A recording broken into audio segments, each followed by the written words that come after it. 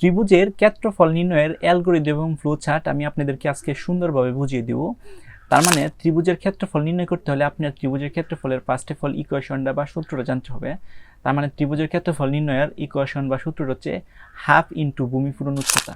এখানে half, B মানে হচ্ছে ভূমি, এইচ মানে হচ্ছে কি উচ্চতা, অর্থাৎ ভূমির মান এবং ত্রিভুজের উচ্চতার মানটা যদি আপনি জানেন তাহলে ত্রিভুজের ক্ষেত্রফল কিন্তু আপনি নির্ণয় করতে পারেন। মনে করেন ভিত্তি মানে ভূমি হচ্ছে 10 সেন্টিমিটার এবং উচ্চতা এইচ ধরেন 6 সেন্টিমিটার, তাহলে ক্ষেত্রফল হবে half into B into H মানে হচ্ছে হাফ ইন্টু ভূমি পূরণ উচ্চতা।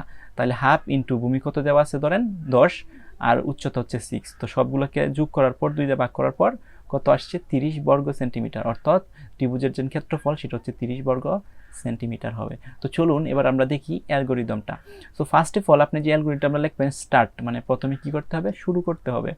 বি মানে ভিত্তি মানে ভূমি, ভিত্তি বা ভূমি আপনি যাই বলেন না কেন, ও উচ্চতা ইনপুট নিতে হবে, অর্থাৎ বি এবং এইচ এর দুইটা ভ্যালু দিতে হবে। তারপর ইকুয়েশনটা লিখতে হবে যেটা প্রক্রিয়াকরণ হবে। এ মানে হচ্ছে ক্ষেত্রফল হাফ ইন্টু ভূমি পূরণ উচ্চতা, মানে হাফ ইন্টু বি এর মানে এইচ এর মানে এখানে বসানোর পর এখানে ক্যালকুলেশন করার পর যে ভ্যালুটা আসবো সেটা এর মধ্যে জমা থাকবে। তারপর এটাকে কি করতে হবে, প্রদর্শন করতে হবে, মানে দেখাইতে হবে মানে প্রিন্ট করতে হবে, এবং পরবর্তীতে প্রোগ্রামটা কি হবে, স্টপ হয়ে যাবে মানে শেষ হয়ে যাবে। এটা হচ্ছে অ্যালগরিদম এবং ফ্লোচার্টটা দেখি। প্রথমে যে নিজে স্টার্ট, এই যে স্টার্ট লেখার পর এই সাইনটা দিতে হবে, এটার কাজ স্টার্ট মানে শুরু করার চিহ্ন। এরপরে আছে ইনপুট মানে হচ্ছে ইনপুট নিতে হবে। তো ইনপুট নেওয়ার জন্য যে চিত্র মানে সাইন বা চিত্র এটা লোক এইরকম, এই যে ইনপুট কি নিতে হবে বি এবং এইচ, অর্থাৎ ভূমির মান এবং উচ্চতার মানটা কি করতে হবে, ইনপুট নিতে হবে। ইনপুট নেওয়ার পর এখানে প্রসেসিং হবে, প্রসেসিং মানে হচ্ছে প্রক্রিয়াকরণ। তাহলে প্রক্রিয়াকরণ সাইনটা কিন্তু এরকম, এটা কিন্তু আপনার মাথায় রাখতে হবে। তার মানে হাফ ইন্টু ভূমি পূরণ উচ্চতা অথবা half into B into H. তারপর এই যে ভ্যালুটা আছে এটা তো এর মধ্যে কি করতে হবে, স্টোর হয়ে থাকবে, এটাকে কি করতে হবে, প্রদর্শন করতে হবে।